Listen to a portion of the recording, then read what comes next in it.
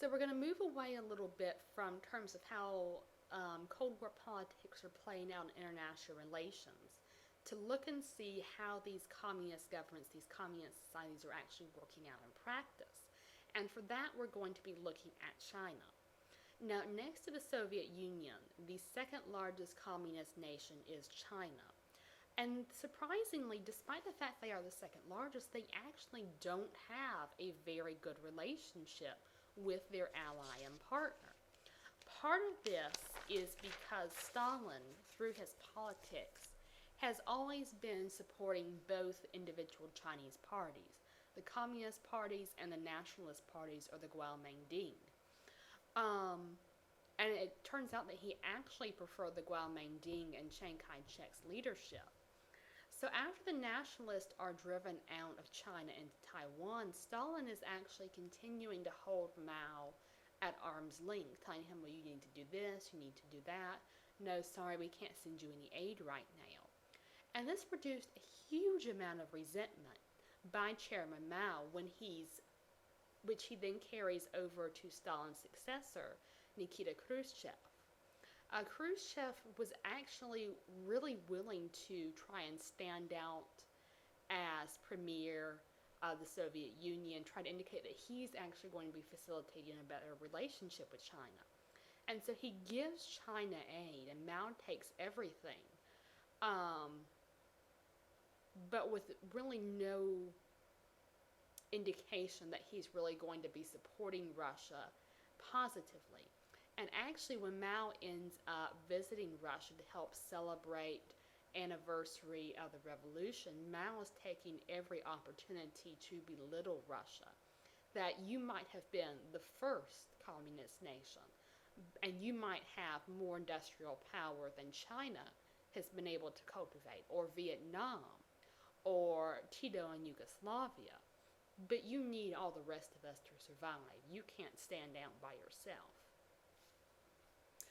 And it's actually this meeting which is really going to transform China. Khrushchev proclaims in this party, to the party, that the Soviet Union is going to be able to outproduce U.S. manufacturing in 15 years. And this is what inspires Mao's Great Leap Forward, that in 15 years, China is going to surpass Great Britain as an industrial giant. So, United States first versus the Soviet Union.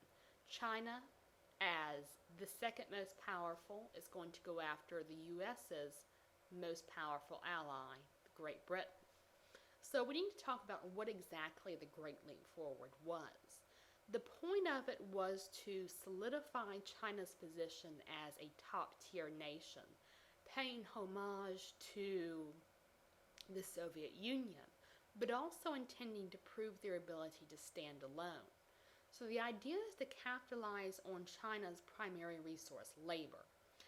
And Mao says it's the peasant population that is going to bring China around, because we have such a large population and all these individuals can do by hand what these machines that we don't have would be able to do.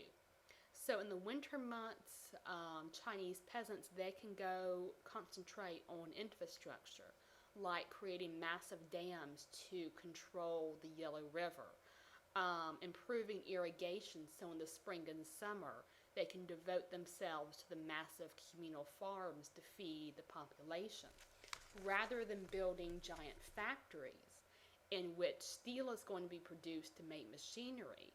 Instead, individuals will operate small oven-type kilns about the size of a bread oven, and they're going to all produce their individual steel that way. And so the result of the Great Leap Forward is just an enormous disaster for China. The laborers, although they were often called volunteers, were in reality no better than slave labor. Many were forced to labor sites and given little in terms of shelter or supplies.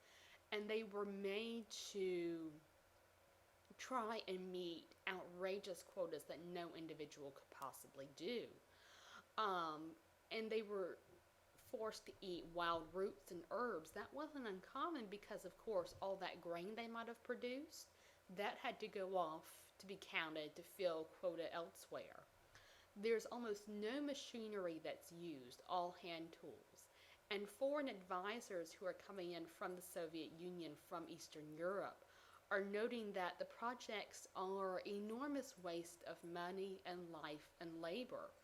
Dams were often built in the wrong areas or incorrectly, fast work to meet these deadlines. Crops quite often were ended up rotting in the fields because all the labor was sent off to work on these other public infrastructures. And so you have massive starvation. The quotas for rice, grain, individual steel kilns were always abstract numbers. There was little basis on what could actually be realistically achieved. And so there's a similarity in China during the Great Leap Forward to the killing fields of the Khmer Rouge. This is all just entirely a death camp. So it's estimated that nearly about 45 million individual Chinese were killed related to the Great Leap Forward and the subsequent famine. So this would obviously have been from starvation, but also disease, overwork, execution, and brutal punishment if you did not meet whatever you needed to.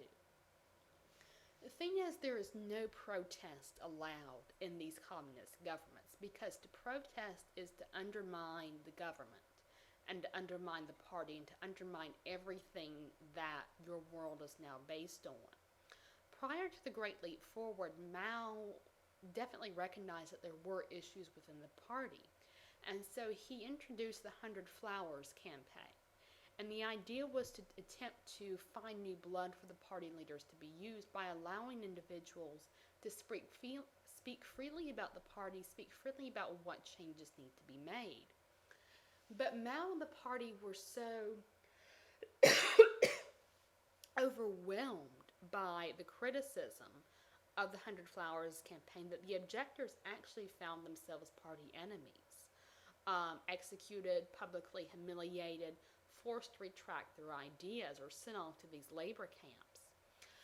In the midst of the Great Leap Forward, Mao certainly can't afford to say that it was a failure.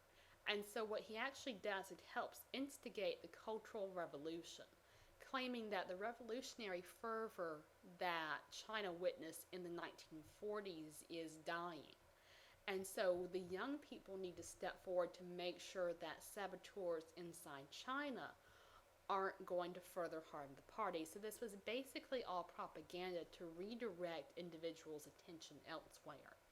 And so the Red Guard, which was primarily composed of students, so obviously individuals who would have grown up under Mao's influence and would be very devoted to the party, were encouraged to seek out enemies who might threaten party unity. And this is all supposed to distract them from the economic reality that's facing them, from the starvation. That it wasn't due to poor planning of the party, that it wasn't due to Mao's incompetence, it was someone else. And this is a very common theme within all communist nations.